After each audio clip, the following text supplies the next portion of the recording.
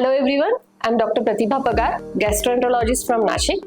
Fatty liver हा खूप common आजार आहे आणि त्याबद्दल तुम्ही कधी ना कधी नक्कीच ऐकलं असेल. या फॅटी लिव्हरचं पूर्ण नाव NFLD असं होतं आणि रिसेंटलीच ते चेंज करून MFLD म्हणजे मॅफल्ड असं करण्यात आलंय. म्हणजेच metabolic disease associated liver disease असं त्याचं नवीन नाव देण्यात आलंय. त्याचं काय कारण आहे तर पूर्वी फॅटी लिव्हर जे अल्कोहोल रिलेटेड नाहीये त्याला आपण NFLD असं म्हणायचो. अशा व्यक्ती ज्या अल्कोहोल घेत नाही परंतु त्यांना फॅटी लिव्हर सापडतं त्यांना NFLD म्हणायचं.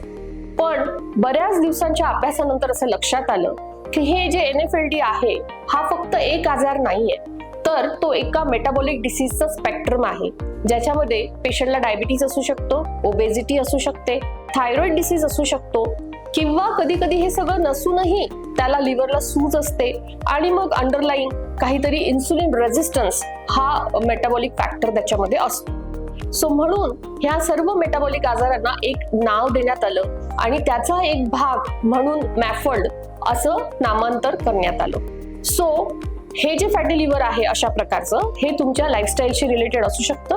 तुमच्या ओबेसिटी, डायबिटीज किंवा इन्सुलिन रेझिस्टन्स याच्याशी त्याचा थेट संबंध असतो.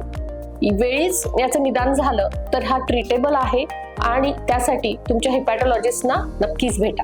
थँक्यू.